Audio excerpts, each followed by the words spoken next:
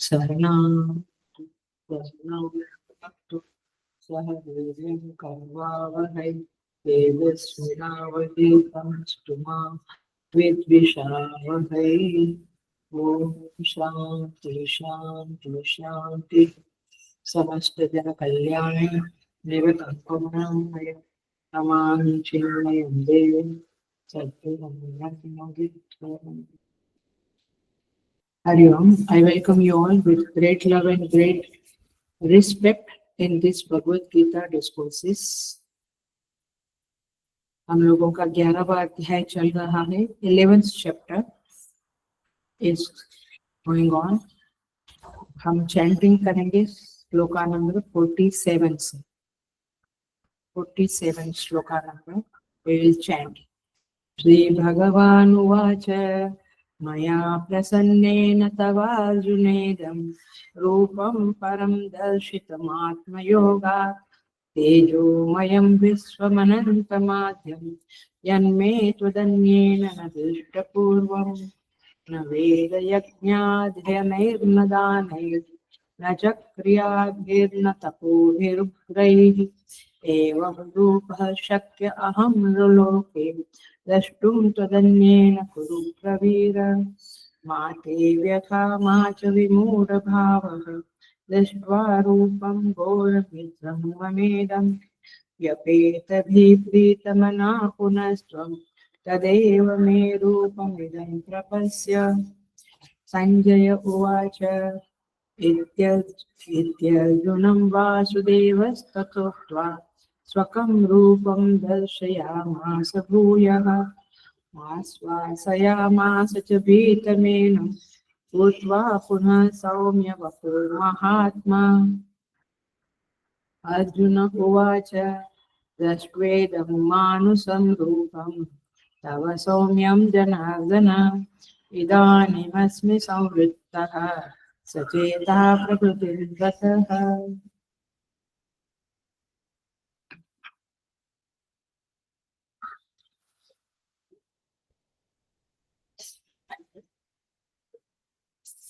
So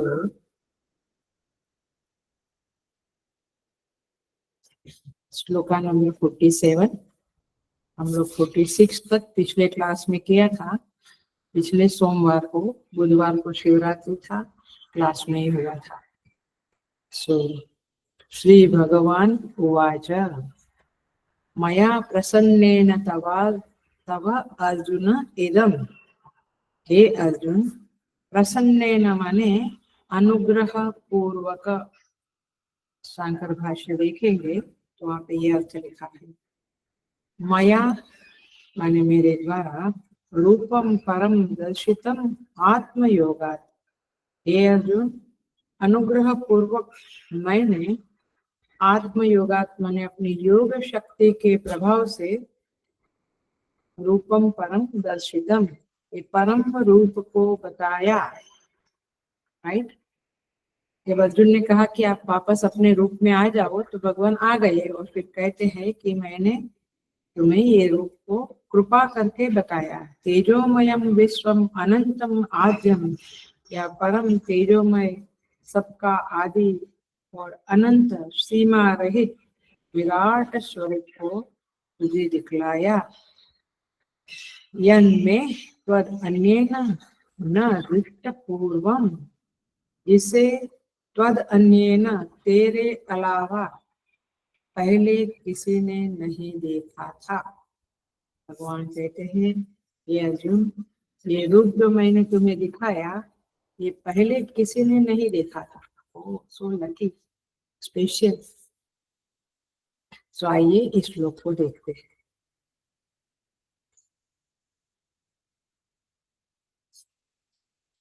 पिछले श्लोकों में भगवान ने कहा, अर्जुन ने कहा कि हे प्रभु आप मुझे क्षमा कीजिए। पिछले क्लास का रिफर करते हैं थोड़ा सा। ताकि हम आज का क्लास शुरू कर सकें। सखेति मत्वा प्रसभम यदुक्तम, मैंने आपको सखा कहा, हे कृष्ण हे यादव कहा, और मैंने प्रमाद और प्रणय के कारण बहुत कुछ आपकी महिमा को नहीं जाना, और आपका अवहास, आपका हंसी मजाक भी उड़ाया, असत्कृतो, आपका अवमान भी किया, खाना पीना विहार भोजन सैया आसन, इन सब में मैंने जो आपसे व्यवहार किया वो उचित नहीं था, किंतु क्षमा करें, क्योंकि मैं आपको सखा मानता था और मैं आपकी ऐसी महान महिमा को नहीं जानता था। सो तत्क्षामये त्वाम अहम अप्रमेयम, आप उसे क्षमा करें। देखिए, हंसी मजाक जो करते हैं लोग, वो जनरली किसी की मूर्खता के ऊपर होता है,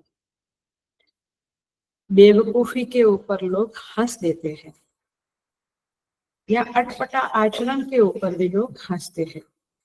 जहाँ विवेक है, महिमा बोध है, विद्वत्ता है, वहां हंस नहीं सकते हैं, यू कैन नॉट लाफ।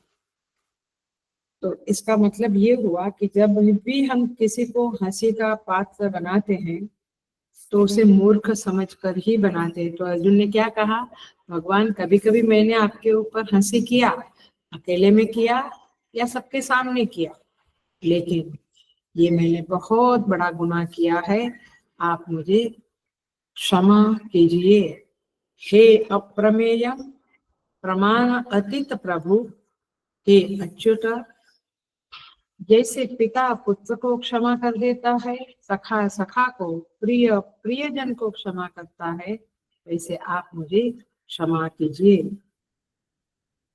और फिर अर्जुन कहते हैं कि मेरा मन हर्षित भी हो रहा है और भयभीत भी हो रहा है, ये दो दो भाव मेरे अंदर उठ रहे हैं। हे प्रभु, आप मुझे कृपा करके सदैव रूपम दर्शय, मुझे जो पहले का आपका रूप है वही दिखाइए। हे जगन निवास, आप कृपा करिए और मुकुटधारी गदाधारी चक्रधारी रूप को दिखाइए, यही मेरा इष्ट रूप है। और इस तरह से अर्जुन की प्रार्थना सुनकर यहाँ पे कहते हैं उपसंहृत्य विश्व रूपम, भाष्यकार कहते हैं कि अर्जुन का इस तरह का भय देखकर भगवान अपने विश्व रूप को उपसंहृत्य करते हैं। प्रिय वचनेन आश्वासयन्, तो इस तरह से भगवान अर्जुन इस तरह से भगवान से प्रार्थना करते हैं और भगवान अपने चतुर्भुज को, अपने विश्व रूप को संहार कर लेते हैं। इति अर्जुनम वासुदेव तथा उक्त्वा, इस तरह से अर्जुन को वासुदेव ने कहा। स्वकम रूपम दर्शयामास भूयः, अपना सौम्य रूप दिखाइए, ऐसे अर्जुन के कहने पर भगवान ने 50वें श्लोक में अपना रूप समेट लिया। और श्री भगवान उवाच, आइए 47 नंबर के श्लोक पे। और फिर भगवान ने 47 नंबर के श्लोक में कहा, मया प्रसन्नेन तव इदं रूपम परम दर्शितम आत्मयोगात्, मैं तुम्हें मया प्रसन्नेन, भगवान भाष्यकार कहते हैं प्रसादो नाम वही अनुग्रह बुद्धि ही तद्वता प्रसन्नेन मया, प्रसाद माने तुम्हारे प्रति जो अनुग्रह बुद्धि उत्पन्न हुई, उसके कारण मैंने तुम्हें यह विश्व रूप बताया। माने भगवान को करुणा हुई। क्यों करुणा हुई? क्योंकि अर्जुन के 2 वाक्य पिछले श्लोकों में देखो कैसा कहते हैं, सर्वम एतद् मन्ये यद्वाम वदसि केशव, हे केशव, आप मुझे जो कुछ कहते हैं वो मैं सत्य मानता हूँ। ये कहने को हिम्मत चाहिए, नहीं तो मन में हम कहते हैं कि ठीक है, पता नहीं क्या सच है, बोलते हैं अभी हम मर्यादा का उल्लंघन नहीं कर सकते इसलिए सुन लेते हैं, ऐसा नहीं। अर्जुन ने स्पष्ट कहा कि आपकी हर बात में सत्य मानता हूँ। भूया कथया तृप्तिर्हि शृण्वतो नास्ति मे अमृतम, आपकी बात सुनते हुए मुझे तृप्ति नहीं हो रही है, आपके अमृत वचन सुनते हुए मुझे तृप्ति नहीं हो रही है। तो भगवान के अंदर करुणा हुई और भगवान ने विश्व रूप दिखाया भी और फिर उसको समेट भी लिया। देखो मैंने लिखा, राजेश्वरी को कहा तो नहीं था, बट बहुत इम्पोर्टेंट पॉइंट वो लिखने के लिए बहुत बहुत इम्पोर्टेंट पॉइंट बोलने जा रही हूँ।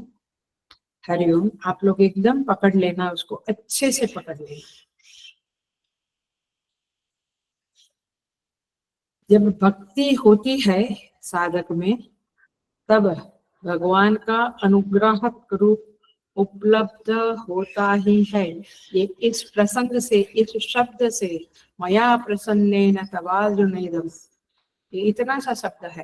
प्रसाद माने अनुग्रह बुद्धि। तो इस पंक्ति से इस तरह से गीता पढ़नी चाहिए। भगवान ने कृपा करके हमें ऐसे आचार्य दिए, स्वामी सुबोधानंद जी, और भगवान भाष्यकार, जिसके उस भाष्य को भी खोलने के लिए स्वामी जी दिए, और ये खोलने की कला और इसकी युक्ति थोड़ी बहुत समझ में आ गई।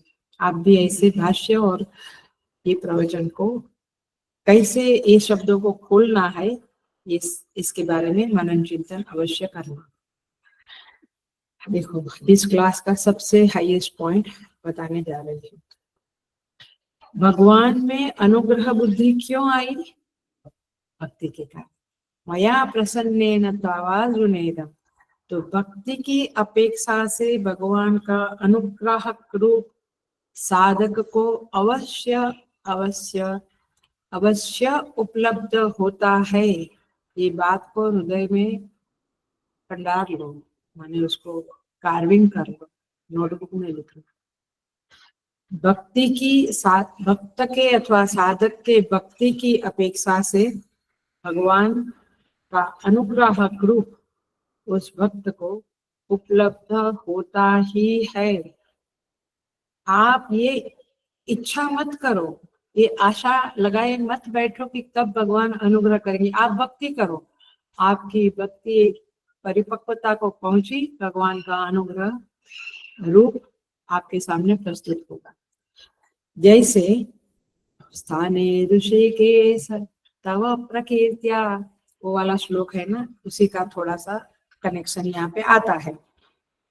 जैसे दुष्टता की अपेक्षा से भगवान का भयंकर रूप, भयानक रूप उपलब्ध होता है। आप समझ रहे इस वाक्य को? नहीं।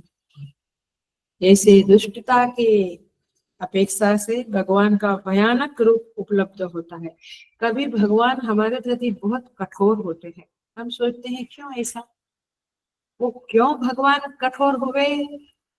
ये उनके प्रति नजर डालने के बदले अपने अपने अंदर जब नजर डालेंगे तो पता चलेगा कि मैंने कहीं ना कहीं कपट, झूठ, हिंसा, कुछ गलत किया है, तब भगवान का ये कठोर भयानक रूप मेरे सामने आया। Are you getting the point? ऐसा हम कभी नहीं सोचते। हम सोचते इसकी वजह से ये परिस्थिति आई, उसके कारण मुझे ये अपमान सहना पड़ा, इसके कारण, ट्रैफिक के कारण ये सब लफड़ा हुआ।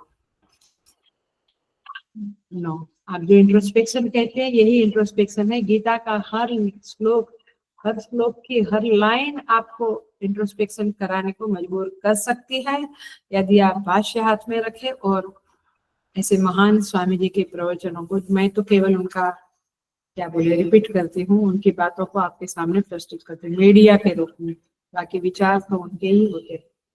तो जब ये बातें आप समझेंगे तो गीता का चिंतन करना आपको सुलभ होगा और प्रिय होगा। तो दुष्टता की अपेक्षा से उनका भयानक रूप उपलब्ध होता है, समर्पण की अपेक्षा से परमात्मा का कृपालुता द्रवित रूप उपलब्ध होता है। आई बात समझ में? द्रवित रूप माने जब भगवान द्रवित हो जाते हैं, अनुकंपित हो जाते हैं। जब आप सरेंडर कर देते हो, भगवान कहते हैं अब इसके पास और कोई उपाय नहीं है, अब मैं करुणा करना ही पड़ेगा, तो उनका करुणा में रूप, द्रवित रूप सामने उपलब्ध होता है। अब जो कहने जा रही हूँ वो वाक्य क्या बोलते हैं आप लोग? गुजराती में 1000 माळनो, थाउजेंड्स ऑफ वजन का है, बड़ा कीमती वाक्य बोलने जा रही हूँ। वह परमात्मा द्रवित होता है ये कहना सही नहीं है। वह द्रवित होता है, पकड़ना पड़ेगा, अटेंशन प्लीज, हेलो। वह द्रवित होता है ये कहना सही नहीं है, लेकिन वह द्रवित के रूप में उपलब्ध होता है ये कहना सही है। कुछ नहीं सकता, इसलिए थोड़ा हिंदी भी आपका ठीक होना पड़ेगा ये बातें समझने के लिए। परमात्मा द्रवित होता है आपकी भक्ति की समर्पण की वजह से, ये वो द्रवित होता है ये कहना सही नहीं है, लेकिन वह द्रवित के रूप में, करुणा करके रूप में उपलब्ध होता है ये कहना सही है।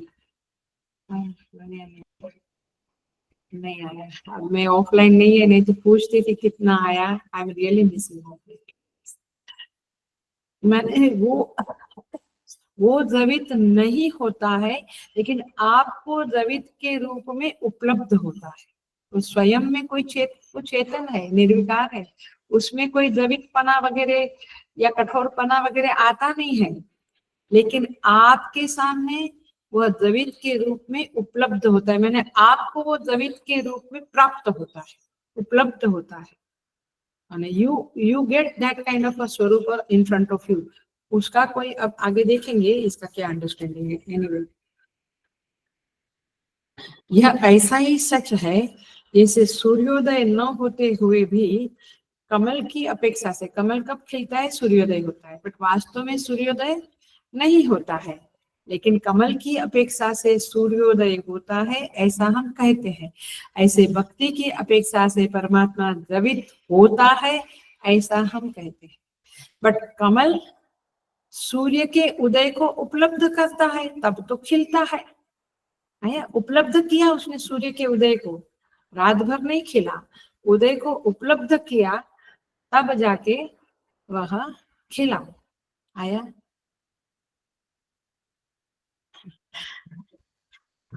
पृथ्वी वासियों की अपेक्षा से सूर्य का उदय वास्तव में न होते हुए भी सूर्योदय उपलब्ध होता है पृथ्वीवासी को, बट वास्तव में सूर्य का उदय नहीं होता है। तो उदय होना एक बात है और उदय होते हुए उपलब्ध होना ये दूसरी बात है। ये बहुत इंपॉर्टेंट पॉइंट है, मैं शायद लिखती थी तो अच्छा होता था, लिखवाती थी तो। ये बहुत जबरदस्त पॉइंट है वेदांत का, और ये बात इस सारे अध्याय का समापन होने जा रहा है, इसलिए मैं 12.5 शब्द लिखवाया है। वेडनेसडे को मोस्टली पूरा हो जाएगा 11 बातें। तो ये अब उपसंहार की तरफ गति कर रहा है। तो ये पूरे चैप्टर की बात यही है कि भगवान न भयानक है, न सौम्य है, न द्रवित होता है, न कठोर होता है, उपलब्ध होता है हमें। सूर्य का उदय हुआ ये सत्य तब होगा कहना जब सूर्य में उदय सिद्ध होगा, बट सूर्य में उदय अस्त कुछ होता नहीं है।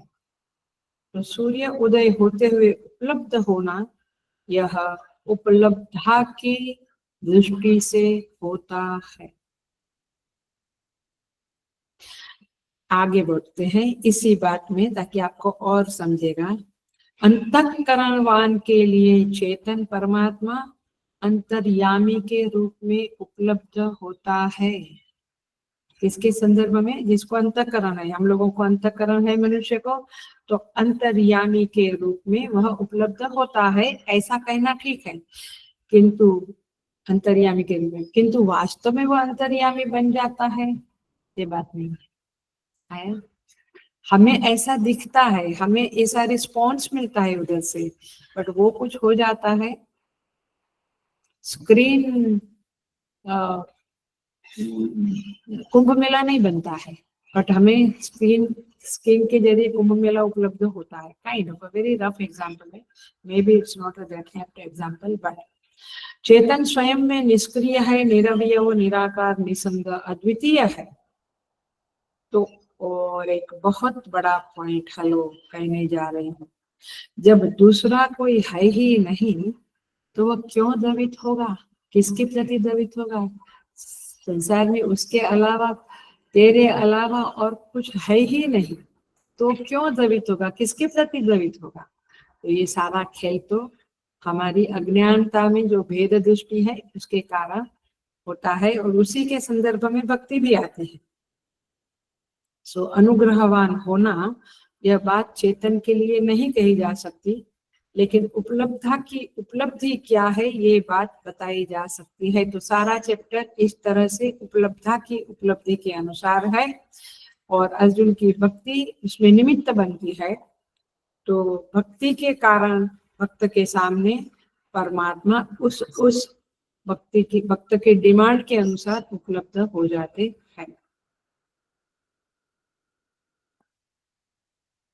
आपको एक्टर बनने की इच्छा है तो कोई एक्टर को आजू बाजू से मिला देंगे, संगीतकार बनने की इच्छा है तो कोई म्यूजिशियन को आजू बाजू, माने वो संयोग।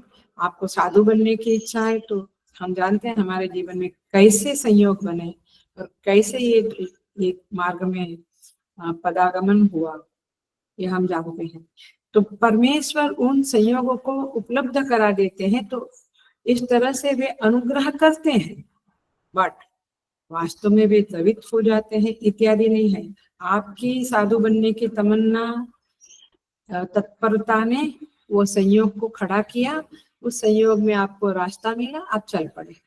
ऐसे होता है हर एक चीज में, नौकरी कहो, शादी कहो, हर चीज में इस तरह से आपकी अपेक्षा से परमात्मा वह चीज आपके सामने पेश करते हैं। हमारे अंदर द्वेष है तो उस तरह की सासू माँ को पेश कर देते हैं, मतलब कि इस तरह के फ्रेंड को पेश करते हैं। ये जुना हो गया अभी सासू माँ वाला, बट आपकी अपेक्षा से परमेश्वर वो चीजें आपके सामने प्रस्तुत करते हैं। सो आगे बढ़ते हैं। तेजोमयम, भगवान कहते हैं तेजोमयम, ये वेदांत का टॉपिक था, बहुत जबरदस्त। अब देखो ये भी शब्द वेदांत की तरह से ही डील करेंगे, ये भी इम्पोर्टेंट वर्ड है, बहुत इम्पोर्टेंट।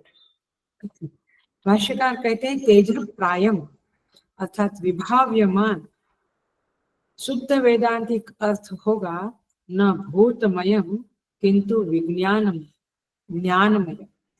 तेजोमय का अर्थ क्या है, ज्ञानमय, भूतमयम नहीं। तो वेदांत के अनुसार ज्ञानमय। चेतन नाना रूपों में, अनेक रूपों में भासमान हो रहा है, हिमालय, नदी, मनुष्य, प्राणी, सब कुछ, लेकिन वह भूतादि कुछ होता नहीं है। माने वह जो उसकी भासमानता है वह भी ज्ञान रूपता है। एग्जाम्पल देती हूँ तो साफ हो जाएगा। यथा स्वप्ने, आनंद गिरी महाराज कहते हैं तेज प्रायम न भूतमयम विज्ञानमयम को समझाने के लिए यथा स्वप्ने, माने स्वप्न का सिद्धांत जो है वो एक प्रयोगशाला, it's a laboratory to understand the Vedanta. So स्वप्न क्या बताता है कि विज्ञान ही जगत रूप में उपस्थित हो सकता है। स्वप्न में ज्ञान ही होता है ना, ये व्यक्ति देखा, यहाँ गए, ये खाया, वास्तव में वस्तु होती है पदार्थ, भूत, भूत माने पंच महाभूत होता है। अभी हमको लगता है कि लेकिन जागृत में तो पंच महाभूत दिखता है। भैया जब आप ज्ञान में जागृत हो जाएंगे तो ये भी आपको केवल भूतमय नहीं, केवल ज्ञानमय ही दिखेगा। ये बौद्धिज्म का क्षणिक विज्ञानवाद जो है उसके आधार पे बात हो रही है। तो चेतन स्वयं में कभी परिणमित नहीं होता, वो भूत बनता नहीं है। चेतन का विवर्त भी भूत नहीं है, चेतन का विवर्त भी प्रकाश रूप ही है। तो इसलिए चेतन में नाम रूपों की उपलब्धि होने लगती है, इसीलिए भगवान विश्व रूप को तेजोमय कहते हैं। भगवान का ये शब्द है। आद्यम, तीसरा शब्द डील करते हैं। भगवान कहते हैं ये मेरा आद्य स्वरूप को देखो, ये मेरा आद्य स्वरूप है। आद्य माने जो हमेशा तुम देखते हो वो तो अवतारी रूप है, जो विश्व रूप अभी दिखाया वो मेरा आद्य रूप है। माने रियली मैं ऐसा ही हूँ, विश्व रूप हूँ। अभी तो तुम मुझे कृष्ण के रूप में देख रहे हो, केशव के रूप में देख रहे हो, वो तो मेरा अवतारी रूप है, बट मेरा जो ओरिजिनल रूप है वो विश्व रूप है। तो इसे कहेंगे आद्यम। तो अन्य न दृष्ट पूर्वम, तुम्हारे पहले मेरा ये रूप किसी ने नहीं देखा है। इसका अर्थ यही लेना चाहिए कि इस अवतार में मैंने यह रूप किसी और को नहीं दिखाया है। हस्तिनापुर की सभा में तो प्रभु आप विशाल रूप दिखाया था, हाँ, लेकिन वो कंप्लीट विश्व रूप नहीं था। वहां विशाल तेजो में रूप था, क्योंकि अर्जुन दुर्योधन मुझे बंधवाने का प्रयत्न कर रहा था, तो कोई बांध तो सकता नहीं है, तो जरा बताना था कि मैं क्या हूँ। लेकिन ये विश्व रूप वहां पर नहीं बताया था। देखिए, कौशल्या, यशोदा मैया, ये सब ने जो रूप देखे तो उन्हें थोड़ा भय लगा, विस्मय लगा, बट उन्हें भगवान की भगवत्ता का बोध नहीं हुआ था। अर्जुन को यथार्थ स्वरूप का बोध कराया, वास्तव में परमात्मा क्या है वो दिखाया, संपूर्ण ब्रह्मांड, उसकी उत्पत्ति, स्थिति, लय, सब कुछ दिखाया। भगवान वास्तव में क्या है यह अर्जुन को वहां पे दिखा दिया था। इसलिए भगवान कहते हैं आद्यम, और भगवान कहते हैं न त्वद अन्य न दृष्ट पूर्वम, तुम्हारे अलावा और कोई इसे देख नहीं पाता है। क्यों? क्योंकि यह जो काल रूप विश्व मूर्ति है, भगवान ने अपना विशाल स्वरूप दिखाया, लेकिन काल रूप जो है, देखा ना, दंष्ट्रा करालित भयानकानि, ये भयंकर जो रूप है वो मैंने किसी को नहीं दिखाया। ये यथा माम प्रपद्यन्ते तांस तथैव भजाम्यहम्, जो मुझे जिस तरह से बचता है उसको मैं वैसा रूप दिखाता हूँ। अभी तुम युद्ध के लिए खड़े हो तो तुम्हें युद्ध का जो अंत है वो दिखाना जरूरी है, और तुम्हारे मन में भी है कि मैं जीतूंगा या वे जीतेंगे, तो तुम्हें ये युद्ध का परिणाम बताने के लिए यह काल रूपी जो संहार मूर्ति है उसमें मैं प्रकट हुआ। तो अर्जुन के अलावा किसी भक्त को ये संहार मूर्ति भगवान ने नहीं दिखाया था, और इसलिए भगवान कहते हैं कि यह तुम्हें ही केवल बताया है। हम आगे बढ़ जाते हैं। भगवान कहते हैं न वेद यज्ञ अध्ययन न दानैः न च क्रियाभिः न तपोभिः उग्रैः। ये अर्जुन, मनुष्य लोक में इस प्रकार एवं रूप, इस प्रकार विश्व रूपधर जो मैं हूँ, वह न वेद के द्वारा, न यज्ञ के अध्ययन के द्वारा, न दान से, न क्रियाओं से, न उग्र तपो से, तेरे अतिरिक्त दूसरे के द्वारा देखा जा सकता हूँ। मतलब भगवान ये कहना चाहते हैं कि कोई कितना तप कर ले, दान कर ले, वेद और यज्ञ का अध्ययन कर ले, मैं उसको प्राप्त इस तरह से नहीं होता हूँ।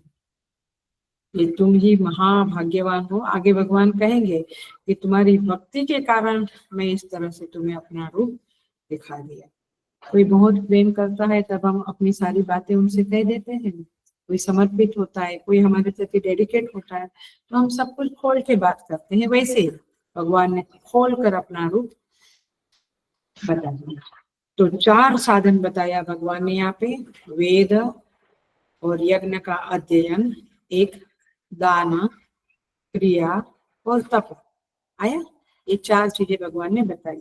ये 4 का कोई कितना भी अभ्यासी क्यों ना हो, बड़ा अभ्यासी हो, लेकिन मेरे दर्शन का योग उसको नहीं होता है।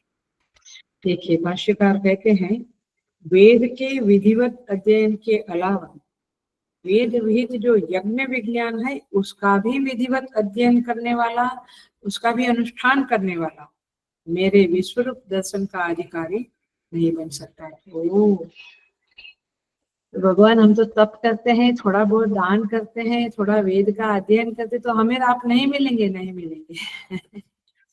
किससे मिलेंगे? भक्ति से।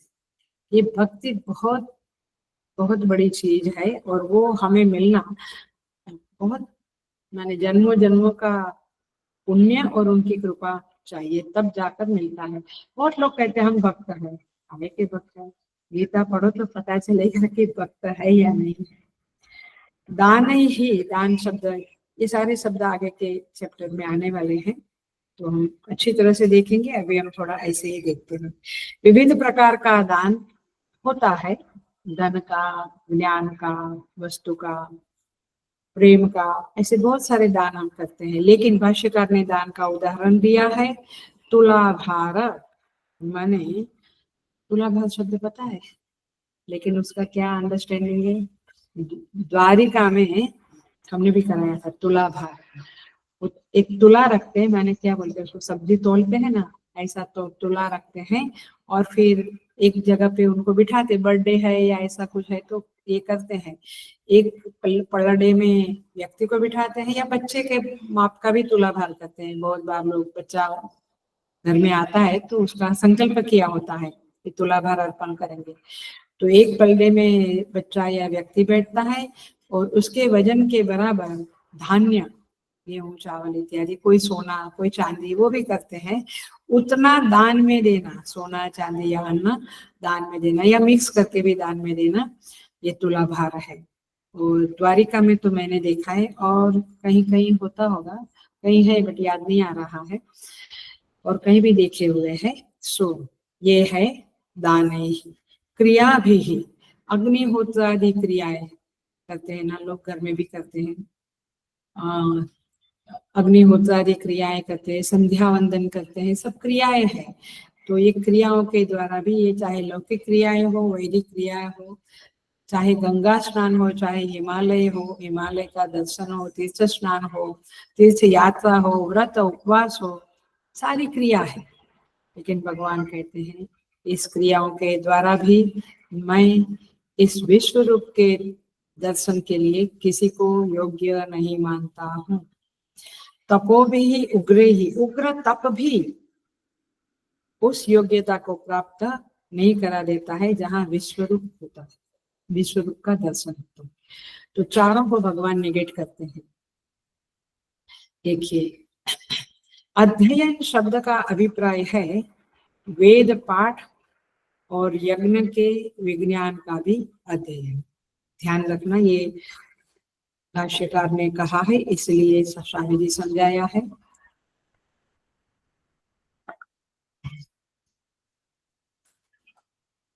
यहाँ पे वेदांत का अध्ययन माने श्रवण मनन निधिध्यासन शब्द नहीं लेना है। क्या लेना है? पाठ, वेद का पाठ करना। और भगवान ने यहाँ पे दो शब्द बोल दिए हैं। सो देखो, चारों वेदों का विधि पूर्वक घनपाठ करना, टीका में बताया। घनपाठ पता है ना, तो एक वाक्य बोल के फिर पीछे का एक शब्द छोड़ के फिर शुरू करते, फिर आगे बढ़ के एक शब्द दो शब्द छोड़ के फिर आगे बढ़। अपने यहाँ पे चंद्र करता है शाम को कभी कभी, नमस्ते अस्तु भगवान विश्वेश्वराय उसका करता है, नहीं तो नमो भगवते रुद्राय, रुद्रम के पहले अनुवाक का करता है। हमारे यहाँ पे गण पाठ बहुत होता है, कभी किसी की इच्छा है तो हम थोड़ा रिकॉर्डिंग करके भी भेज सकते हैं सुनने के लिए, या फिर आपको यूट्यूब पे तो बहुत कुछ मिल जाएगा। सो तैत्तिरीय उपनिषद में मनोमय कोश के बारे में विवरण करते हुए हमने पढ़ा है, वेद मंत्रात्मक है, अर्थात्मक नहीं है। ये बहुत बहुत क्या बोलेंगे, हजारों टन का वाक्य बोल दिया है।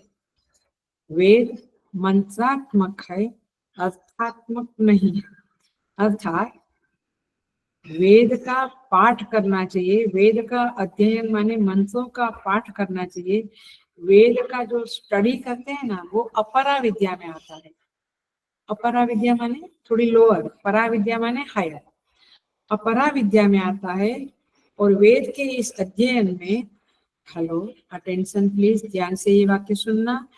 वेद के इस अध्ययन में, जैसे हम लोग अभी गीता प्रवचन कर रहे हैं, उपनिषद प्रवचन करते हैं, आप सुनते हैं, बट ये हमारा अध्ययन है। लेकिन इस अध्ययन में तत्व विषय का प्रमाण माने ज्ञान वृत्ति की उत्पत्ति कराने की क्षमता, योग्यता नहीं है। हाँ, तो हम क्लास क्यों करें? ये इसलिए करना है कि चित्त शुद्धि होती है, दैट्स इट। अथवा को तैयारी होती है, बट ये सुना और डायरेक्टली पराविद्या प्राप्त हुई, परमात्मा का दर्शन प्राप्त हुआ, ऐसा नहीं हो सकता। देखो मुंडक में क्या कहते हैं, मुंडकोपनिषद में, तत् अपरा ऋग्वेद यजुर्वेद सामवेद अथर्ववेद शिक्षा कल्प व्याकरण निरुक्त छंद ज्योतिषमिति अथा परा यया तद अक्षरम अधिगम्यते। पहले ही मुंडक में कहते हैं कि ये सारे चारों वेद, 6 वेदांग, 4 उपवेद, 6 दर्शन, ये सब कुछ आपको परमात्मा की प्राप्ति नहीं कराएगा। ये आपको पढ़ना चाहिए, क्योंकि उससे क्या होगा, चित्त शुद्धि होगी, तैयारी होगी आपके अंतःकरण की। फिर जाके तद अक्षरम यया परा अथ परा यया तद अक्षरम अधिगम्यते। परा विद्या के द्वारा ही उस परमेश्वर की प्राप्ति होती है।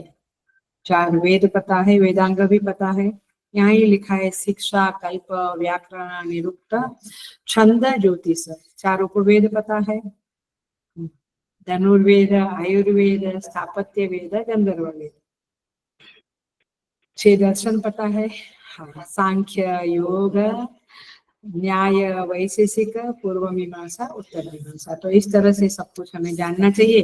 किंतु इन सब के द्वारा भगवान इस मुंडक उपनिषद में कहते हैं, ऋषि ये सब कुछ अपरा विद्या है।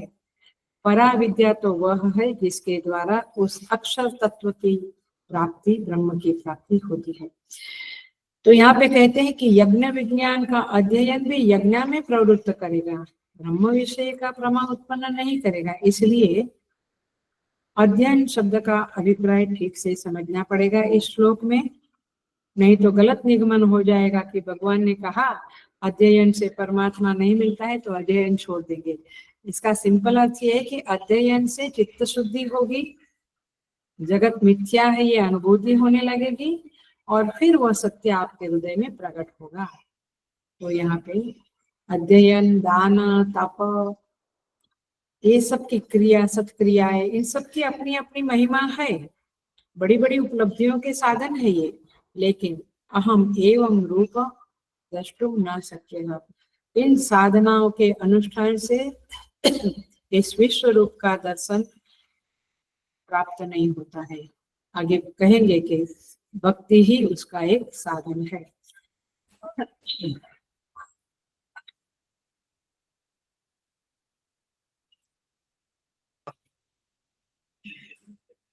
तो देखो यहाँ पे और थोड़ा देखते हैं,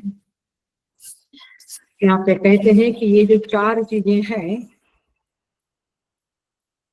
ये भगवान ने और जगह भी कही है। यज्ञ दान तप कर्म न त्याज्यम कार्यते यत यज्ञो दानम तपस्यैव पावनानि मनीषिणाम। 18वें अध्याय में कहते हैं यज्ञ दान तप पावनानि मनीषिणाम, मनुष्य को पवित्र करते हैं, हृदय को, अंतःकरण, विश्वरूप देते हैं, ऐसा गीता में कहीं नहीं कहा। और भगवान ने यहाँ स्पष्ट कह दिया कि ये जो क्रियाएं है ये आपको विश्वरूप का दर्शन कराने योग्य नहीं बनाएगी।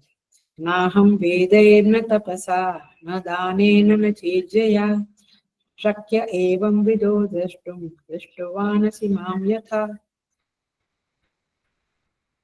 भगवान कहते हैं वेद, तप, दान और यज्ञ, क्या कहते हैं, ये चारों में, आगे भी कहेंगे ये बात, 53 नंबर के श्लोक में भी कहेंगे, ये चारों के द्वारा मैं प्राप्त नहीं होता, सीधा सीधा विश्व रूप का दर्शन संभव नहीं होता। संजय को भी व्यास जी की कृपा से ये दिव्य दृष्टि मिली और भगवान का दर्शन हुआ। अर्जुन को भी भगवान ने कृपा करके दिव्य दृष्टि दी, इन सबको ये नहीं मिलता। देखो मुंडक में और भी, मुंडक उपनिषद में और भी एक जबरदस्त मंत्र आता है, नायम आत्मा प्रवचनेन लभ्यः न मेधया न बहुना श्रुतेन। ये आत्मा प्रवचन के द्वारा नहीं मिलेगा, करके भी और सुन के भी। न मेधा शक्ति से, न बहुत श्रवण करके, लेकिन कैसे प्राप्त होता है? यमेव ऐसा वृणुते तेन लभ्यः, जो इस परमेश्वर का वरण करता है। वरण करता है माने उनको ही जीवन में चाहता है। हम तो बैंगन भी चाहते हैं, पिज्जा भी चाहते हैं, आइसक्रीम भी चाहते हैं, ऐसे नहीं, केवल और केवल परमात्मा को चाहना, तब जाकर परमात्मा। तो अर्जुन तो परमात्मा को ही चाहता था। पिछले क्लास में भी कहा था, एक अक्षौहिणी सेना को छोड़ दिया, जबकि उसका नंबर फर्स्ट था मांगने के लिए, लेकिन उन्होंने भीष्म को मांगा, दुर्योधन ने अक्षौहिणी सेना मांगी। तो अर्जुन का तो भगवान के सिवा कहीं कुछ था ही नहीं। और इसलिए भगवान कहते तेषामेव अनुकंपार्थं दस्वाते अज्ञानजम अहम अज्ञानजम तमः नाशयामि आत्मभावस्थ ज्ञानदीपेन भास्वत। मैं अज्ञान का नाश करता हूँ ज्ञान के द्वारा, लेकिन किसको? जो येषाम नित्याभियुक्तानां, जो सतत मेरे साथ जुड़े हुए। इसीलिए ये बहुत ही इम्पोर्टेंट शब्द होते हैं और इसका चिंतन हमें अच्छी तरह से करना चाहिए। हम आगे बढ़ जाते हैं।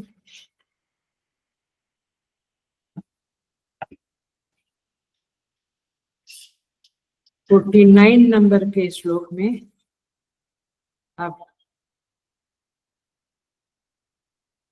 भगवान कहते हैं, भगवान थोड़ा धीरज दिखाते हैं उनको, अर्जुन को। हाँ, 48 हो गया है ना, नवेद यज्ञ हुआ ना। हाँ, 49 नंबर, 49 बराबर है ना। माते व्यथा मा च विमूढ़ भाव दृष्ट्वा रूपम घोरम इदम इदगम मम इदम। मेरे इस प्रकार के घोर रूप को, मेरे इदगम माने इस प्रकार के, इदम घोरम रूपम, इस घोर रूप को देखकर, दृष्टवा माने देखकर, माते व्यथा, तुम व्याकुल मत बनो, माय डियर अर्जुन, तुम व्याकुल मत बनो, व्यथा मत माने व्यथा मत भोगो, माच विमूढ़ भाव, और मूढ़ भाव को भी प्राप्त मत हो, व्यपेत भी प्रीत मना पुनस्त, तुम भय रहित, व्यपेत व्यपेत भी माने भय, व्यपेत माने भय रहित हो जाओ, व्यपेत माने चले जाना, तुम भय रहित हो जाओ, प्रीत मना, प्रीति युक्त मन वाला बन जाओ। माने भगवान कहते तुम मेरे प्रति जो प्रेम वाला मन था तुम्हारा, वैसा ही तुम वापस बन जाओ।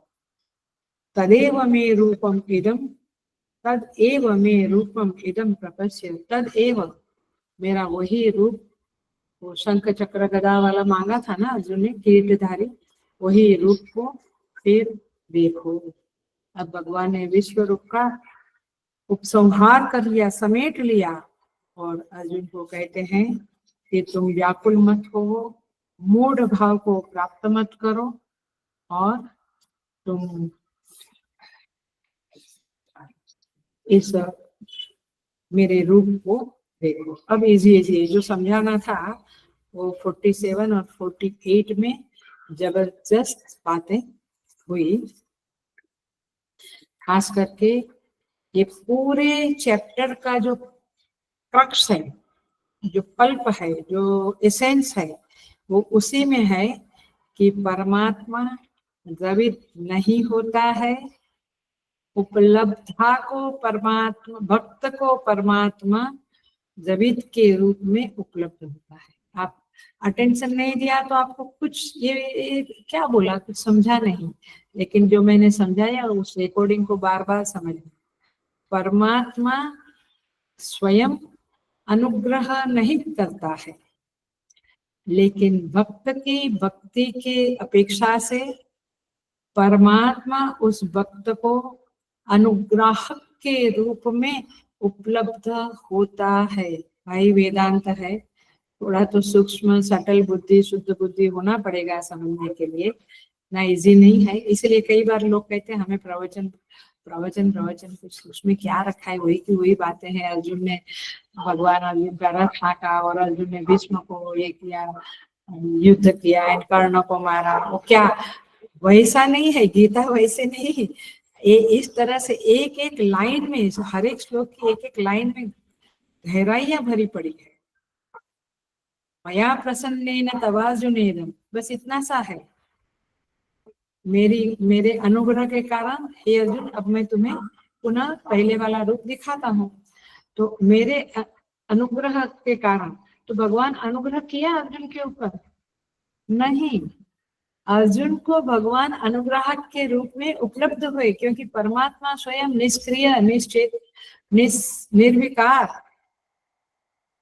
अविक्रिय है ना। परमात्मा शुद्ध है, परमात्मा में कोई विकार बदलाव कुछ नहीं है, वो कुछ बनता बिगड़ता नहीं है, लेकिन हमें उस रूप में उपलब्ध होता है। क्या एग्जाम्पल दिया था? ओ 10 आधा घंटा हुआ, सूर्य का एग्जाम्पल दिया था। हाय हाय हाय, सूर्य का एग्जाम्पल दिया था कि सूर्योदय कमल की अपेक्षा से सूर्योदय हुआ, कमल को सूर्य उदित हुआ इस तरह से उपलब्ध हुआ। वास्तव में सूर्योदय नहीं हुआ, कमल को सूर्योदय की वजह से कमल खिला, तो उसका खिलने का उदय की वजह से हुआ, तो उदय के संदर्भ में वो उपलब्ध हुआ। कमल का तो जड़ है, इसलिए ऐसा एकदम। भक्ति की अपेक्षा से परमात्मा अनुग्राहक के रूप में उपलब्ध होता है, ये बातें याद रखें। इसलिए चैप्टर का जो क्रक्स है वो इसी शब्द में था जो मैंने ओपनिंग में बताया, और आप उसको बहुत याद रखें। इसका उल्टा करो, एक ऑफलाइन क्लास में हमेशा कहती थी उल्टा करो। अब उल्टा करो तो क्या होगा? भगवान यदि आपके सामने अनुग्राहक के रूप में उपलब्ध नहीं होता है, तो आपके अंदर भक्ति की कमी है, क्योंकि भक्ति की अपेक्षा से प्रभु उपलब्ध के रूप में, उपलब्ध माने अनुग्राहक के रूप में उपलब्ध होता है। ये बहुत जबरदस्त है, आप बहुत चिंतन करना। और इसके संदर्भ में प्रैक्टिकल मैंने यही बताया था कि यदि कोई मेरा अपमान करता है, कोई मुझे कष्ट देता है, जो भी होता है जो दुखजनक है, वो परिस्थिति के व्यक्ति के रूप में परमात्मा मेरे सामने कठोर रूप लेकर आया है। इसका कारण है क्या? दुष्टता के अपेक्षा से प्रभु कठोर रूप लेकर आता है, तो मेरे अंदर कुछ दुष्टता है, कुछ कपट है, कुछ झूठ है, कुछ द्वेष है, कुछ दोष है। इसलिए भगवान बार बार इस तरह से भयानक, विकराल, कठोर रूप लेकर, चाहे वो परिस्थिति हो, चाहे व्यक्ति हो, जो भी हो, उसे, या फिर अज्ञान है, चलो आप कहेंगे कि नहीं मैं तो इतना बुरा नहीं हूँ, मेरे अंदर शुद्धि है, प्योरिटी है, तो भगवान फिर आपके अज्ञान को जड़ मूल से निकालने के लिए इस तरह की भयानक परिस्थिति के रूप में उपलब्ध होते हैं। तो ये पूरे चैप्टर का क्रक्स है, आप जरूर इसे याद रखें। अब जो आगे के श्लोक है वो सिंपल है। जैसे माते व्यथा, माने यहाँ पे कहते हैं कि भगवान अर्जुन को कहते हैं माते व्यथा न च विमूढ़ भाव, तुम भयभीत मत हो, तुम अपने चित्त में व्यथा मत करने दो। तुम्हें देखकर लगता है कि तुम विभ्रमित हो गए हो, लेकिन अर्जुन कहता है प्रभु आपका ऐसा विभत्स रूप है, चित्त में व्यथा तो होगी ही। भगवान कहते हैं डोंट वरी माय चाइल्ड, मैं अब वापस अपना चतुर्भुज और सौम्य रूप धारण करता हूँ। तो इस तरह से प्रीत मनाहा, भगवान कहते हैं तुम्हारे चित्त में आनंद का संचार होने दो, देखो अब मेरे पहले वाले रूप को देखो।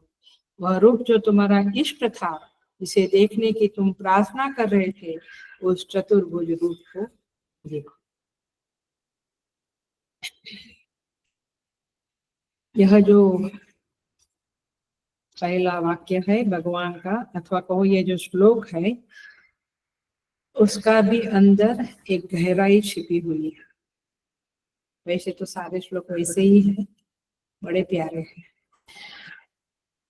ये श्लोक महावाक्य का स्मरण कराता है, तत्वमसि, समष्टि का घोर विश्वरूप और श्री कृष्ण का सौम्य व्यष्टि रूप, व्यष्टि रूप माने सिंगल, और समष्टि का घोर रूप, ये दोनों का एकत्व क्या है, कैसे समझेगा कि दोनों बात एक ही है। भगवान कहते हैं तदेव, एक शब्द है इस श्लोक में। ओ माय गॉड, ये तो आचार्यों की कृपा से और भाष्यकार की कृपा से समझ में आता है, नहीं तो हम तो गीता पढ़ लिया संतुष्ट हो गए।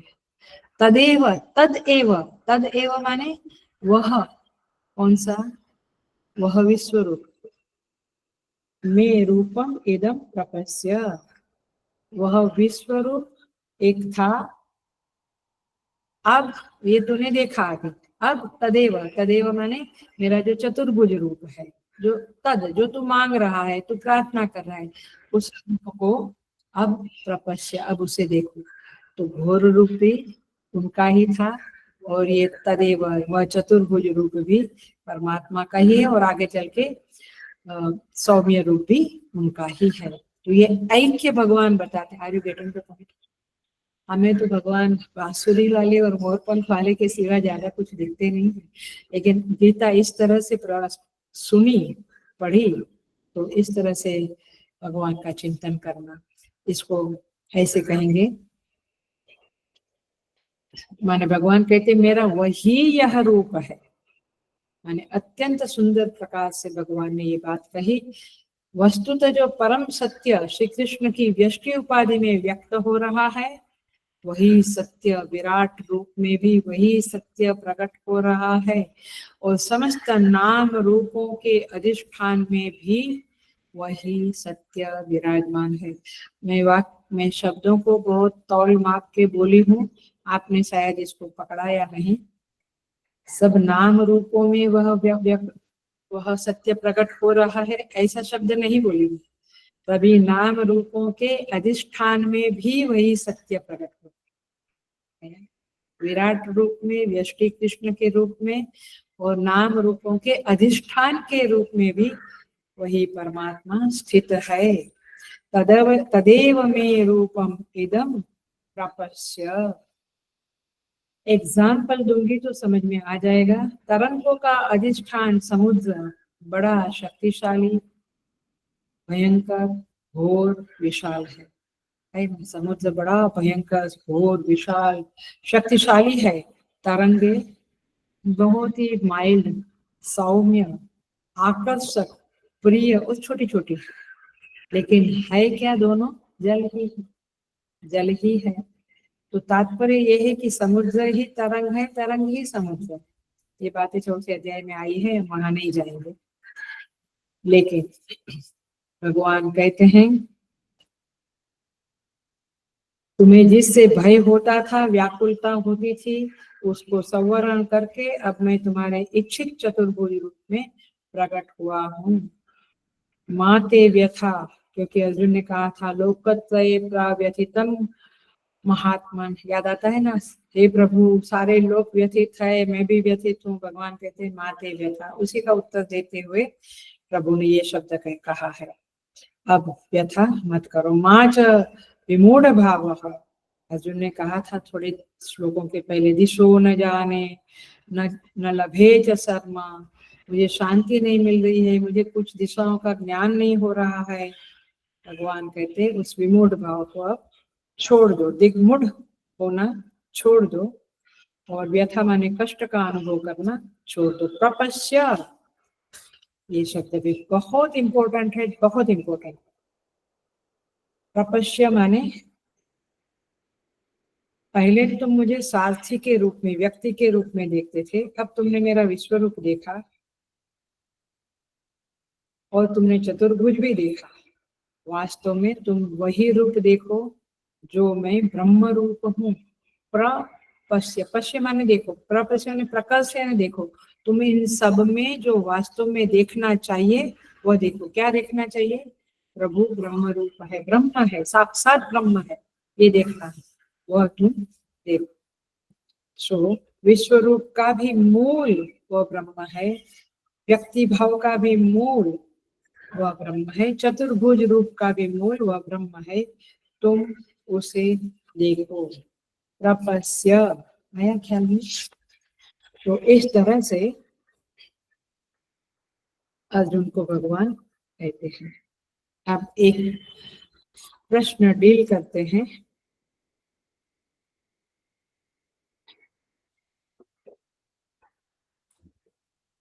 यहाँ पे एक प्रश्न आता है, संजय की और अर्जुन की दिव्य दृष्टि कब तक रही?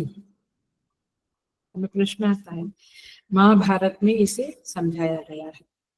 कैसे? देखो, संजय को वेद व्यास जी ने युद्ध के आरंभ में दिव्य दृष्टि दी थी।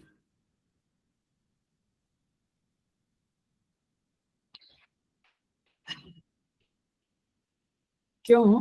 क्योंकि धृतराष्ट्र को युद्ध का समाचार सुनाता रहे। तो ये मोबाइल और रेडियो नहीं था। तो हे राजन, संजय दिव्य दृष्टि से संपन्न हो जाएगा। वेद व्यास जी धृतराष्ट्र को कहते हैं, सर्वज्ञ हो जाएगा और तुम्हें युद्ध की हर बात बताएगा। संपूर्ण संग्राम भूमि में ऐसी कोई बात नहीं होगी। संपूर्ण संग्राम भूमि, हाँ, केवल कृष्ण एवं अर्जुन, संपूर्ण संग्राम भूमि में ऐसी कोई बात नहीं होगी तो उसको प्रत्यक्ष न हो। परंतु हुआ क्या? देखो, अंत में जब दुर्योधन की मृत्यु का समाचार हुआ, मैंने देखा कि दुर्योधन को गदा मारी भीम ने और वो मृत्यु की सैया पे पड़ा है, तो मृत्यु का समाचार मिला तो संजय शोक से व्याकुल हो गए और तब संजय की दिव्य दृष्टि चली गई। क्योंकि दिव्य दृष्टि एक पवित्र दृष्टि है। आपके ऊपर अज्ञान, शोक, मोह का पड़र आ गया, लेयर आ गया, तो फिर वो दिव्य दृष्टि टिकेगी नहीं। तो संजय की दिव्य दृष्टि तब चली गई जब दुर्योधन की मृत्यु हुई। वो कहता है, संजय धृतराष्ट्र से कहता है, महाभारत में आता है, हे निष्पाप नरेश, आपके पुत्र के स्वर्गलोक चले जाने पर मैं शोक से आतुर हो गया और महर्षि व्यास जी की दी हुई दिव्य दृष्टि भी अब समाप्त हो गई है। ऐसा वाक्य संजय धृतराष्ट्र से कहता है और तब उसकी दृष्टि खत्म हुई। अर्जुन की दृष्टि कब गई? अर्जुन की प्रार्थना करने पर, क्या भगवान मुझे आपका स्वरूप दिखाइए, तो भगवान ने दिव्य दृष्टि दी। दिव्यम ददामि ते चक्षु पश्य में योगमेश्वर, बिगिनिंग में भगवान ने कहा। अर्जुन भगवान के उस देव रूप, उग्र रूप आदि रूपों को दर्शन करने लगे। जब अत्यंत घोर उग्र रूप आया तो अर्जुन ने पुनः प्रार्थना की, प्रभु आप पुनः तेनेव रूपेण चतुर्भुजेन, आप चतुर्भुज रूप बन जाइए। और फिर भगवान चतुर्भुज रूप बन गए और फिर द्विभुज, 2 हाथों वाले बन गए। पहले 4 हाथ वाले, फिर 2 हाथ वाले बन गए। और इससे मालूम पड़ता है कि 49 नंबर के श्लोक तक ही जो हमने अभी पढ़ा, भगवान ने अर्जुन को दिव्य दृष्टि दी। क्योंकि 51 नंबर के श्लोक में अर्जुन कहते हैं, आपके सौम्य मानुष रूप को देखकर मैं सचेत और स्वाभाविक स्थिति में आ गया हूँ, माने अब दिव्य दृष्टि चली गई। तो अर्जुन की 49 नंबर के श्लोक में और संजय की दुर्योधन की मृत्यु के बात कही, तभी उस समय में ही उसकी दृष्टि चली गई। और यहाँ पे भाष्यकार कहते हैं, यदि संजय और अर्जुन शोक और भय से व्यथित न होते तो उनकी दिव्य दृष्टि बहुत लंबी चलती थी और वे बहुत कुछ और देख लेते थे, परंतु शोक और भय से व्यथित होने के कारण उनकी दिव्य दृष्टि चली गई। इसी तरह से अब आपको शिक्षा मिलती है, शिक्षण, एक टीचिंग मिल गई है। मैं बार बार बोलती हूँ, सच्ची गीता जैसे जैसे पचेगी, गीता डाइजेस्ट होगी, आपको हर एक शब्द में, हर एक लाइन में कुछ टीचिंग मिलेगी। तो टीचिंग मिलती है यहाँ पे, मनुष्य जब मोह से संसार में आसक्त होता है तब उसकी विवेक दृष्टि, जो दिव्य दृष्टि के समान है, वो चली जाती है।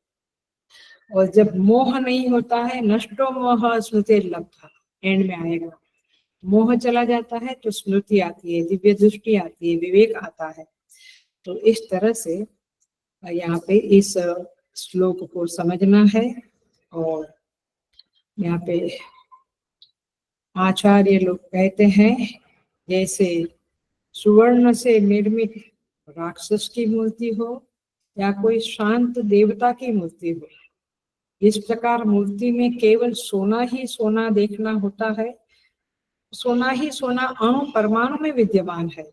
उसी प्रकार सर्वात्मा सर्वज्ञ परमात्मा विश्व के घोर रूप में और शांत रूप में वह एक ही प्रकार से विद्यमान रहते हैं, क्योंकि सारे रूप माया रहित होने के कारण रूपों की कोई पारमार्थिक सत्ता नहीं है, केवल जादूगर के खेल के समान ये सब कुछ है।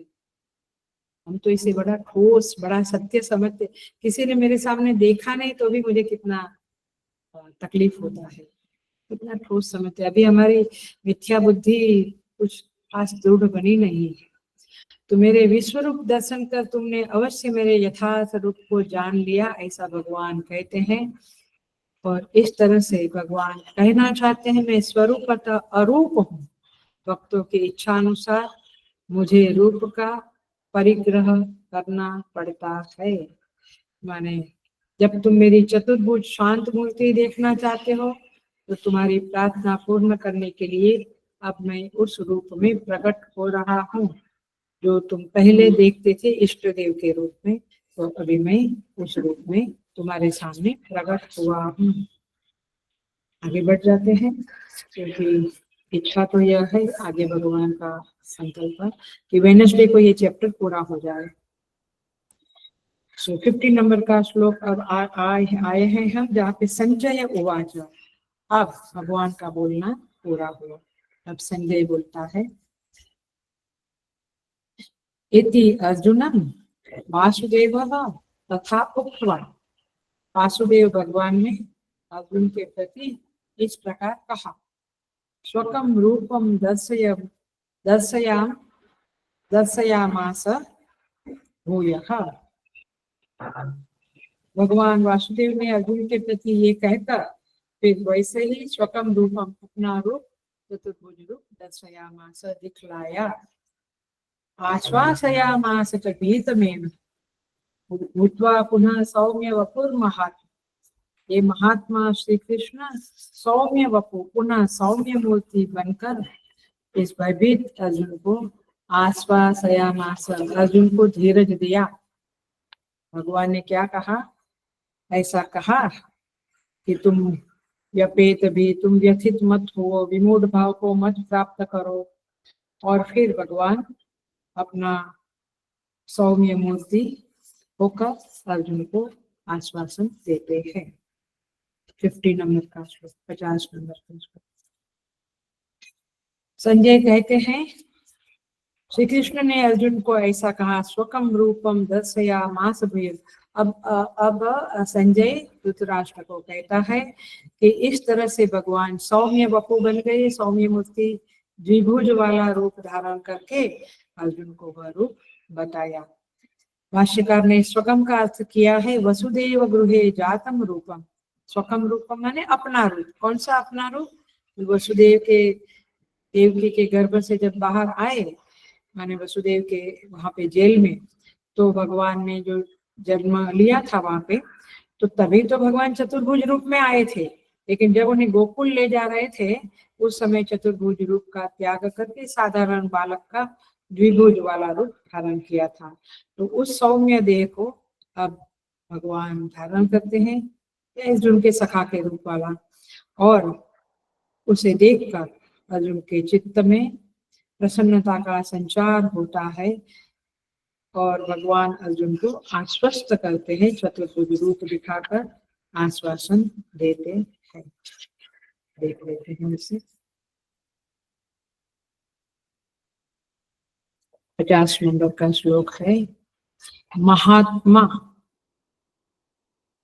परम कारुणिक सर्वेश्वर सर्वज्ञ इत्यादि कल्याण गुणाकारः माने ऐसे परम करुणामय भगवान का जो रूप है, इसलिए उनको महात्मा कहते हैं। भूतवा पुनः सौम्य वपु, देखो बहुत सुंदर बात है, क्योंकि इस श्लोक में उतना ये नहीं है, बट फिर भी एक चीज बहुत समझने वाली चीज है, इसलिए बताती हूँ। मधुसूदन सरस्वती का नाम सुना होगा, मेरे क्लास में बहुत बार बोलती हूँ। मधुसूदनी टीका भी है, गीता की क्लासिक टीका है, बहुत सुंदर टीका है। लेकिन मधुसूदन सरस्वती जी ने भक्ति का, अद्वैत सिद्धि भी वेदांत का ग्रंथ लिखा है और भक्ति का भी ग्रंथ लिखा है। तो ये जबरदस्त महात्मा हो गए, उनकी बहुत सारी बातें कभी कभी बताई है मैं। श्री कृष्ण का सौम्य वपु, बड़ा सौम्य रूप हो गया। बड़े बड़े वेदज्ञ विद्वान लोग भी जब भगवान का उस सौम्य रूप को देखते हैं तो वे आपे से बाहर चले जाते हैं। माने भगवान का रूप बहुत आकर्षक है, जो सौम्य रूप है, इसलिए हम लोग यहाँ पे विश्व रूप नहीं रखते हैं, हम सौम्य रूप रखते हैं, बांसुरी वाला कहो या ऐसा। इवन गुरु रूप जो है, अर्जुन को उपदेश देता, वो भी बहुत कम जगह पे दिखेगा। मोस्टली श्री कृष्ण का गोपियों वाला अथवा बांसुरी वाला वैसा ही रूप दिखता है।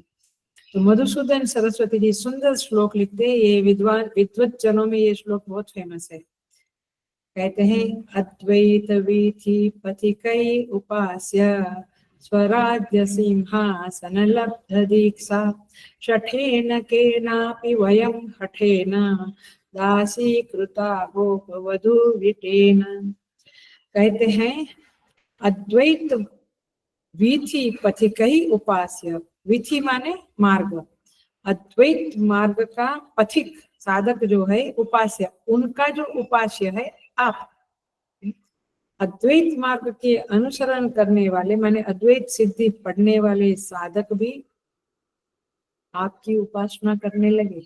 माने उपासना तो भक्त लोग करते हैं, वेदांत वाले लोग, लेकिन वे भी आपकी उपासना करने लगे।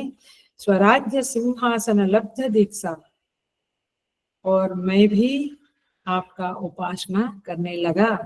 मैं स्वराज्य सिंहासन पर दीक्षित हो चुका था, मैंने आत्मज्ञान प्राप्त हूं, लेकिन ये सठेन केनापि वयम हठेन, ये एक कोई सठ है, सठ माने शठता करने वाला, शठता माने चला के करने वाला, ऐसा कोई धूर्त है, उसके वश में मैं हठे ना, मैं जबरदस्ती से, माने मैं उसका आशिक बन गए। शठेन केनापि वयम हठेन दासीकृता गोप वधु विटेन, माने वो शठ कौन है, माने भगवान कैसे हैं, जो गोप वधुओं का रास्ता जबरदस्ती रोक लेता है। भगवान रोक लेते थे ना, तुम्हें जाने नहीं दूंगा, हटे ना, ऐसा कहता है। उसने मुझे दास बना लिया है। कौन बोलता है? मधुसूदन सरस्वती। मैं लाचार बन गया हूँ, मैं उनकी भक्ति का ग्रंथ लिखने आतुर तत्पर हो गया हूँ, और तब जाके उन्होंने भक्ति का ग्रंथ लिखा। तो माने ही ऐसे ये सौम्य वपु का सुंदर वर्णन है कि वो इतना आकर्षक है कि सारे लोग उससे आकर्षित हो जाते हैं।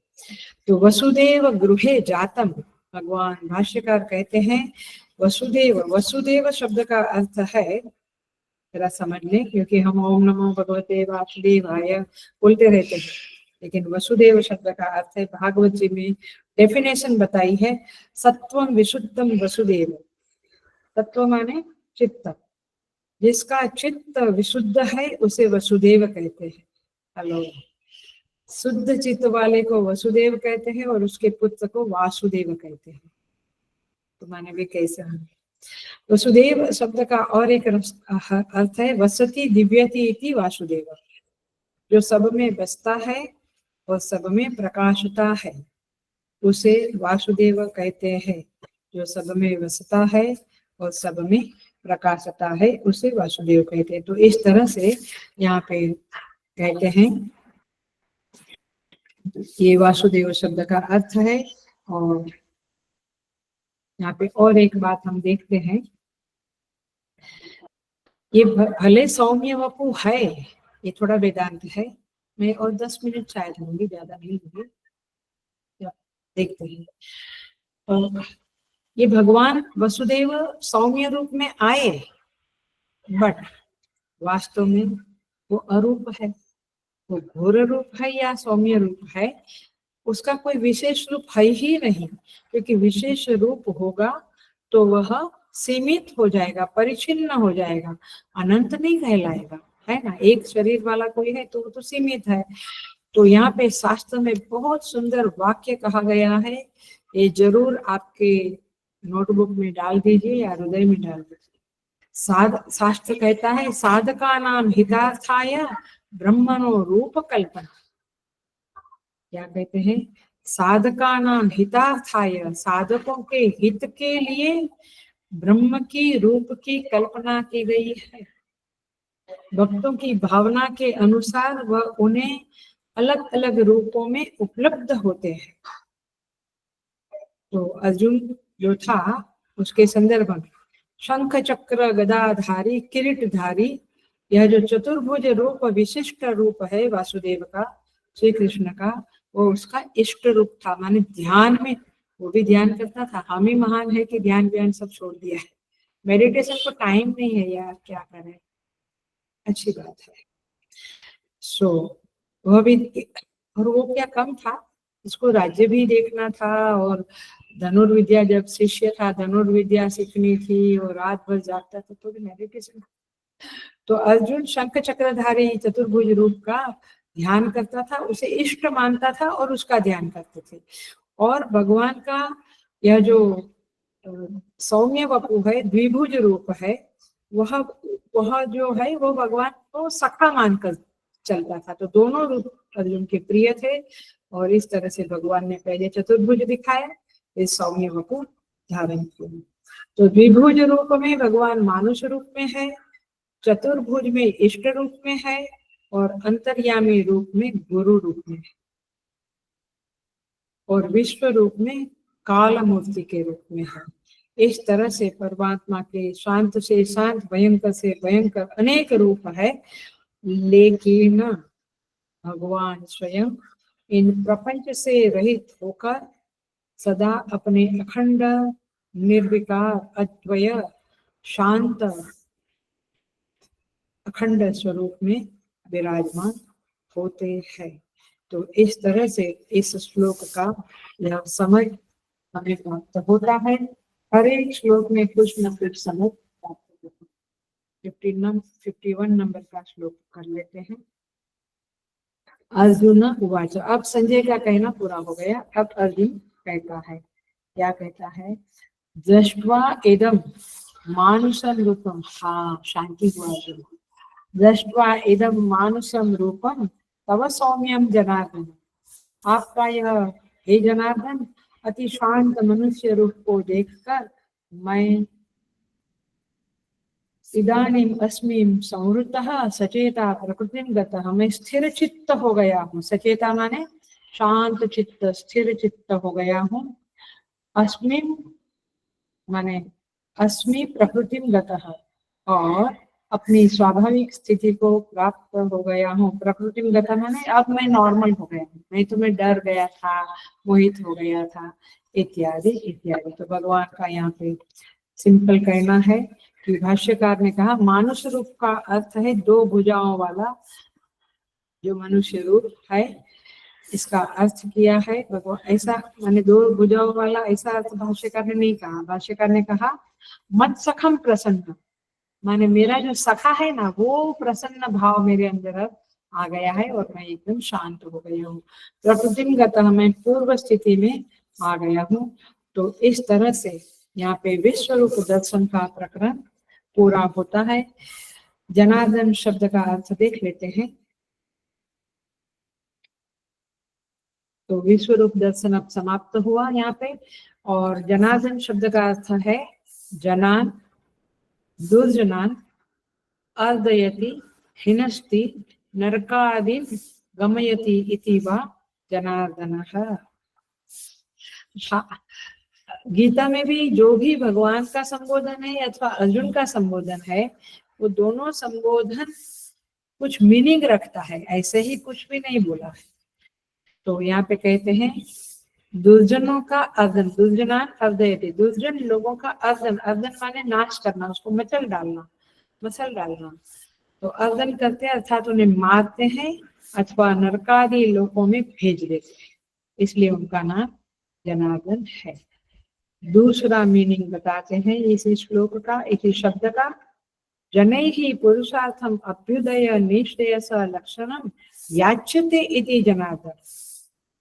जनैः माने लोगों के द्वारा, अभ्युदय और निश्रेय स्वरूप परम पुरुषार्थ, अभ्युदय माने जीवन में समृद्धि मिले, उन्नति होवे, और निश्रेयस माने मोक्ष मिले। ये दो ही जीवन में चाहते हैं हम, कोई लोग मोक्ष चाहते हैं, कोई लोग भोग चाहते हैं। तो ये दोनों परम पुरुषार्थ की याचना करते हैं, इसलिए उसका नाम जनार्दन, जनान अर्दय, जनान याच्यते, लोगों के द्वारा इसकी याचना की जाती है, इसलिए उसे जनार्दन कहते हैं। तो इस तरह से अर्जुन भगवान की जो सखा रूप है भगवान का, उसे देखकर अत्यंत प्रसन्न हो गए, इस तरह से यहाँ पे कहते हैं। और 52 नंबर का ये 51 नंबर का ये श्लोक पूरा होता है। मुझे लगता है कि 12:30 कहाँ है, लेकिन कर लेते हैं 52 नंबर का, क्योंकि फिर बचेगा 53, 54, 55, ये बुधवार को करेंगे। 52 नंबर लास्ट श्लोक जल्दी हो जाएगा।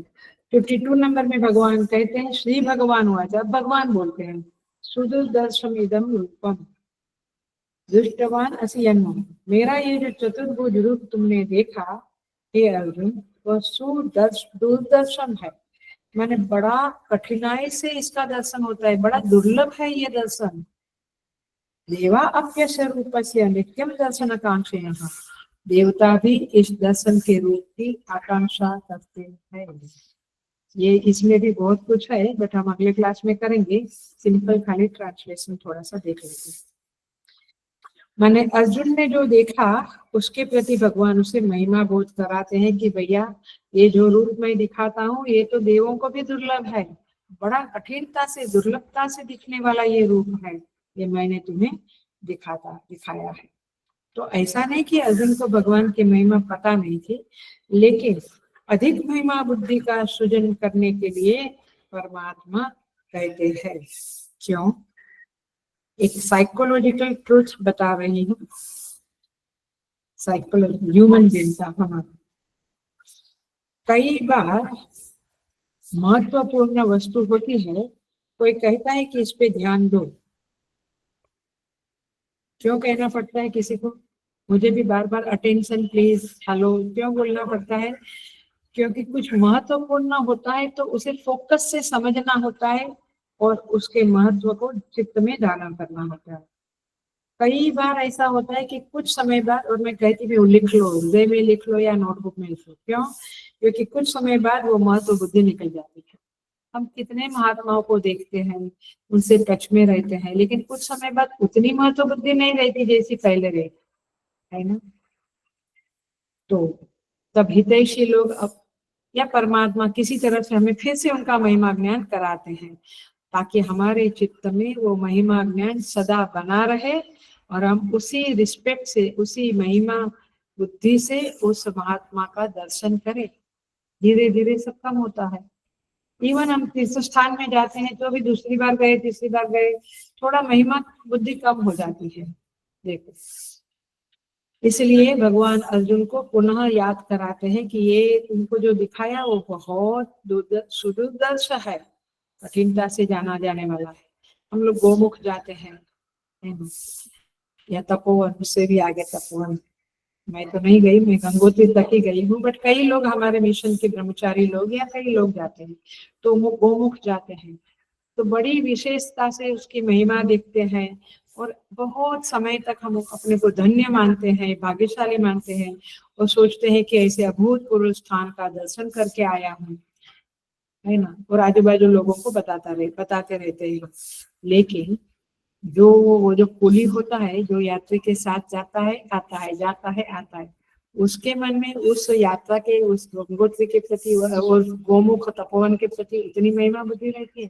कैलाश दर्शन कराते हैं हमारा सामान लेके, उतनी महिमा बुद्धि रहती है। नहीं रहती है, इसकी महिमा का अनुभव उनको नहीं होता है, तो महिमा बुद्धि नहीं बनती है। तो ये कोई महत्वहीन है भगवान, महिमाहीन है और मैं महिमावान हूँ, ऐसा बताना नहीं है, बट महिमा बुद्धि टिकती नहीं है, इसीलिए महिमा बुद्धि के लिए भगवान बार बार कहते रहते हैं। और इसलिए हम लोग भी कुछ बातें लिख लेते हैं जो वेरी इंपॉर्टेंट है। तो भगवान कहते हैं कि तुम्हारे अलावा किसी और को इस रूप का दर्शन नहीं कराया है, और यहाँ तक कि देवताओं को भी ये दर्शन बड़ा कठिन है। नित्यम दर्शनाकांक्षिणः, वे लोग हमेशा मेरे इस रूप का दर्शन की इच्छा करते हैं, लेकिन मैंने उनको भी यह दर्शन नहीं कराया है। ओ ऐसा है क्या प्रभु? हाँ जी, इस तरह से भगवान कहते हैं। हम एक क्वेश्चन छोड़ते हैं और फिर इसको अगले क्लास में डील करेंगे। देखो, यह शंका उत्पन्न होती है, ये शंका है माने क्वेश्चन है कि देवता नित्य आकांक्षा रखते हैं, नित्य लालसा रखते हैं भगवान के दर्शन की, लेकिन फिर भी उनको दर्शन क्यों नहीं होता? नित्य लालसा है, नित्य आकांक्षा है, लेकिन फिर भी देवताओं को भगवान का दर्शन क्यों नहीं होता है? जबकि इस प्रश्न को थोड़ा और एक्सटेंड करती हूँ, जबकि इस सृष्टि में देवता लोग मनुष्य से श्रेष्ठ है, उनकी स्थिति ऊंची है, उनकी आयु लंबी है, उनकी भोग बढ़िया है, हर तरह से वे मनुष्य से और प्राणियों से श्रेष्ठ है, किंतु फिर भी उनके लिए वे नित्य दर्शनकांक्षी है। फिर भी भगवान कहते हैं कि उन्हें मेरा दर्शन दुर्लभ है। ऐसा क्यों कहते हैं, इसका आंसर हम अगले क्लास में करेंगे। 10 मिनट ज्यादा दिया है, अगले क्लास में भी इस तरह से होगा, बट पूरा भगवान की कृपा से हम इसे पूरा करेंगे इस चैप्टर को। और इस तरह से इस प्रश्न का उत्तर ढूंढना मिल भी जाएगा किसी किसी को, लेकिन हम इसको अगले क्लास में बताएंगे। ओम पूर्णमदः पूर्णमिदं पूर्णात् पूर्णमुदच्यते पूर्णस्य पूर्णमादाय पूर्णमेवावशिष्यते। ओम शांति शांति शांति। हरि ओम। श्री गुरुभ्यो नमः। हरि ओम।